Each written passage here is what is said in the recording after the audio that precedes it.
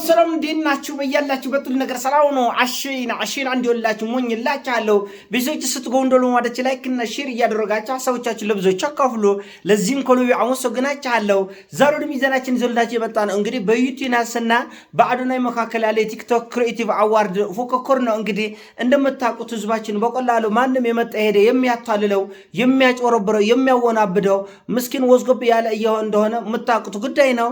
የዚህ ንጾራቁ ብዙ ነው። ሚሊዮን ምሳሌዎች አሉ። አንደኛው ግን አዶናይ ነው። እንደምታውቁት አዶናይ ከ2 ወር ከ3 ወር በፊት ወደ ኢትዮጵያ ካናዳ ትቶ ወደ ኢትዮጵያ ሲመጣ ከዛ በፊት ልመና ውስጥ ገብቶ መላ ኢትዮጵያ ህዝብ ጎዳና ለወድቅ ነው ልራብላችሁ ልጦማላችሁ ነው ሞትኩላችሁ በእጃችሁ ሞትኩባችሁ ወላ ሲያለቅሱ መላ ኢትዮጵያ ህዝብ ከመላ ዓለም ተሰባስቦ በሚሊዮን የሚቆጠር ገንዘብ ሰብስቦ ሰጥቶታል።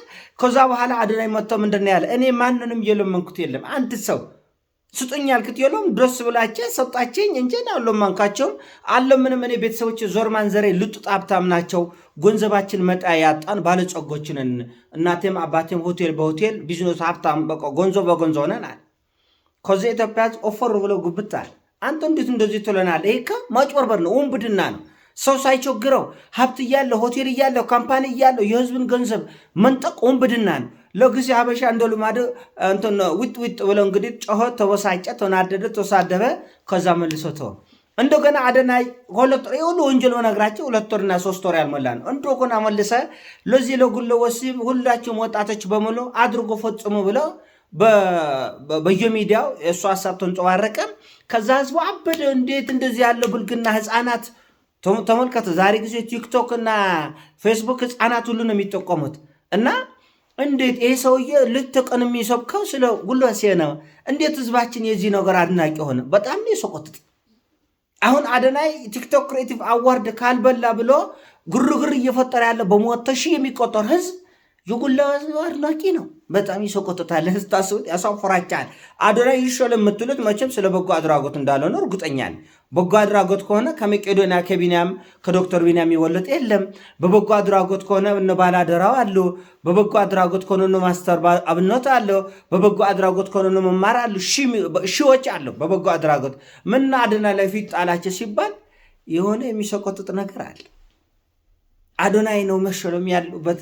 አዶናይ ነው ሲባል አዶናይ የሚታወቀው እንዳልኳቸው በበጎ አድራጎት 2 ሰው ረድቷል። ዲቻ ቦይስ ብሎ የሆኑ ለልጆች አመጣ። ስፖንሰሮች አሉ። ስፖንሰር 100 ሺህ ቢሰጥ ለነሱ 50 ሺህ ለነሱ 50 ሺህ ነው። ቢዝነስ ነው። ትካፈላለህ 2 ቦታ አበቃ። ስለማታውቅ ነው ሚዲያ እንዴት እንደሚሰራ ምናምን ያው ትንሽ ወዥበረር ስለሚበዛ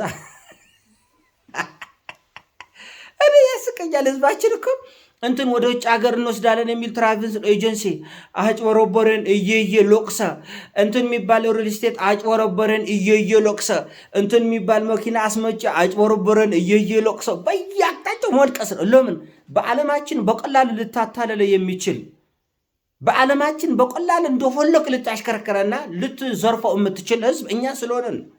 ይሄን ያልኩት ላይ አይደለም። ራሳችን ናችሁ በየመድረኩ የምታለቅስ ተዘረፍን፣ እኮሌ ዘረፍን፣ መንገድ ላይ ዘረፍን፣ ቲክቶክ ላይ ዘረፍን፣ ዩቲዩብ ላይ ዘረፍን። እንደዚህ ዶግ አረጋች እናንተ አጭንቆላታችሁ ካልሰራታ ሰርታ ይብላል።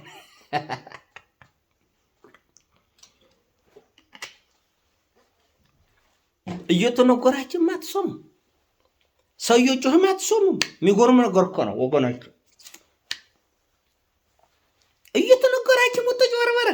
አዶናይ በቀላሉ ህዝቡን አጭበርበረ። በቀላሉ ማለት ነው። በቃ የህዝብ ሆደ ቦጭባጫ ነው። ከገዳዩ ጋር የሚኖር ህዝብ አይደለም። እውነት እኮ ነው። ከገዳዩ ጋር የሚኖር ህዝብ እኮ ነው። የገደለው የጨፈጨፈው ያረደው ጋር ሰላም ነው አሸይና ተብሎ የሚተቃቀፍ ህዝብ ታዲያ እንዴት አድርገው ማንም የመጣ ሄደ እንዴት ነው ማያታልለው? ግጭን አታያትም?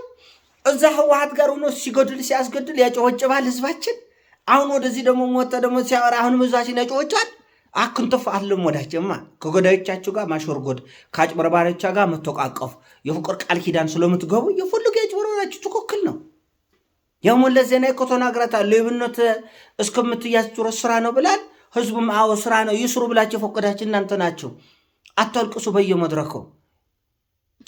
ቲክቶከሩ ነው ያላጭበረበረ ማን ያለው? አብዛኛው ጭበርበራል። አብዛኛው በእርዳታ ስም ይዞርፋሉ፣ በሆነ ነገር ስም ይዞርፋሉ፣ በሆነ ነገር ስም ይዞርፋሉ። ህዝቤ ከሳምንት በላይ አታለቅስም። ሾርት ሜሞሪ ነው የተዋለ። ትክክል እኮ ነው። እውነቱ ለመናገር ሾርት ሜሞሪ ነው። አሁን ሀያትን ዩቲናስንና አዶናይ አንድ መድረክ የሚቆርቡ ሰዎች አይደሉም። እውነቱን ለመነጋገር ያሳፍራል። ምክንያቱም ልጅቷ ክሪኤቲቭ ነች።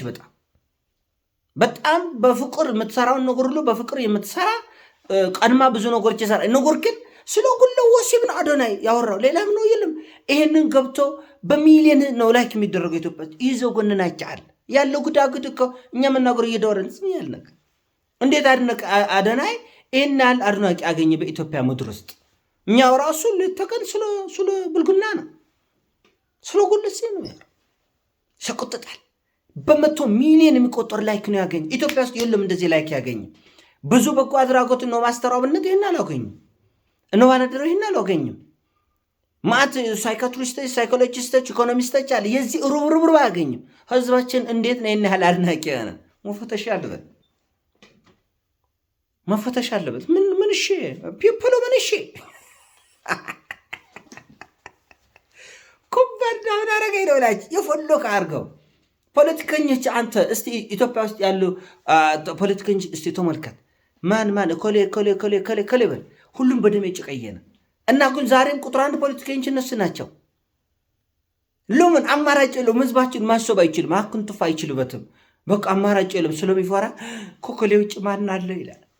ሚሊዮን የተማሩ ሚሊዮን ተርብ ወጣቶች ባሉበት አገር ላይ 50 ዓመት አንድ ፖለቲከኛ ተዘፍዝፎ ምን ነስተል በቃ በብሔር ፖለቲካ አጥምቆታል። ከዛ ውጭ መንገድ አለ ብትለው ወሽበር ነው የሚለው። እንዴት አርክን ያለሱ ምን አማራጭ? እውነቴ ነው እላችሁ እኔ አሁን አረጋይ ነው እላችሁ እግዚአብሔር ስለምፈራ ነው እንጂ እዚህ አገር ላይ እኔ በአንድ ውስጥ መልቲ ሚሊዮነር መሆን ይችላል። መልቲ ሚሊዮነር ስለማውቀው ነው። በቃ እንደምታየው ነው።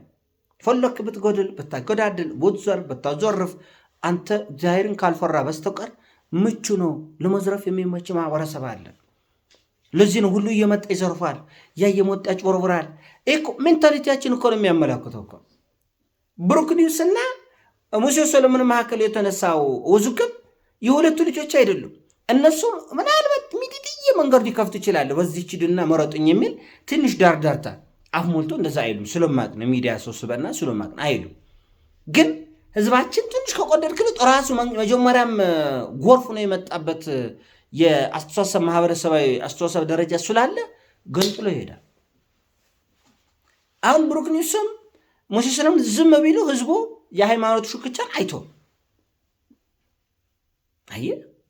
ይሄ ነው ችግራችን። በጣም ብዙ ችግር አለ ማህበረሰብ ውስጥ። ገዳዮችን የሚያፈቅር ነው። አጭበርባሪዎችን የሚያፈቅር ቲክቶክ ላይ ስንት ነው ያጭበረበረ። አጭበርብሮ በቃ ይቅርታ ያራዳየ ልጆች በቃ ብርሺ ምናምን ይላል። በቃ ይቅርታ ይላል። ማምረር አትችልም። አየህ፣ ክብራችሁን አታስጠብቁም። አየህ፣ የወጣ የሄደ ነው የሚንቅ። አየህ፣ እውነቴን ነው የምላቸው። እኔ አንዳንድ ጊዜ ቁጭ ብዬ ጊዜ አስባለሁ። ለምንድነው ከሚያጭበረበሩት ጋር ማን ነው ጭበርበረው? ለምንድነው ከወንበዴዎች ጋር ማን ሆኖ ብደው? ህዝቡ እንደሆነ መደየቱን አልተውም። ዘራፊው ተለያየ፣ አጭበርባሪ ተለያየ እንጂ ጭበርበርን አልተውም። ስለዚህ ቢነገራችን ማትሰሙ ምን አይነት ጉዶች ናቸው? እውነቱ እኮ ነው የምላቸው። የማን መጫወቻ እና በጣም ያሳፍራል። ለዚህ ለእናንተ የሞቱ ማዕት ዋጋ የከፈሉ ማዕት ሰዎች አሉ። በዚህ ቲክቶክ ክሪኤቲቭ አዋርድ ምን አይነት የአስተሳሰብ ደረጃ ላይ እንዳለን በቀላሉ አንድ ሰው ማየት፣ መገምገም፣ መፈተሽ የሚችልበት እና ያው ነው። ፖለቲካውም ይሄ ነው። ማህበራዊ ኑሮችን ይሄ ነው። ሃይማኖታችንም ይሄ ነው። አንድ አይነት መንገድ ነው። በነገራችን ላይ አንድ አይነት በሃይማኖት ሂድ የፈለክ አጭበርብር፣ ወንብድ፣ በቅድስናው ስፍራ ላይ ዝሙት ብትፈጽም አፍን ካሰማመር ማንም ምንም አይልም። የኔ ጌታ እያየን አይደለም እንዴ? አፋቸውን አሽሞን ምነው ቤተክርስቲያን ነፍስ ውጭ ነፍስ ክብር ውስጥ የከተቱ እነማንም እንደሆነ እኮ እናውቃለን። ያው ነው። በፖለቲካም ያው ነው። አጭበርበራው ቀስ አድርገህ አፍን ብቻ አለሳልሰ ወዶችዬ ማርችዬ ምናምን ካል ቁልጥ ነው የሚለው። ለምን ፍቅራትን ያደግን ስለሆነ ብዙዎቻችን በቀላል ነው የምንወድቀው። በቀላል እና ይህን ነገር ብዙ የቤት ስራ እንዳለብን ያስታውቃል። በጣም ብዙ ነገሮች በሃይማኖት እየው፣ በመንፈሳዊ እየው፣ በፖለቲካ እየው፣ በሚዲያው እየው በቀላሉ የሚሆነበት ደስት ነው። በቀላል በቃ ከዛ በኋላ እየየውን አትችለው እና ከዚህ ሁሉ ድርጊት በኋላ ብንረጋጋ ጥሩ ነው። ይሄን ያሳው ነው። አሳሲሞቻችን ላይ ቃርግ ሼር አድርጎ ወዳቻለሁ። ይሞቻችሁ። ፒስ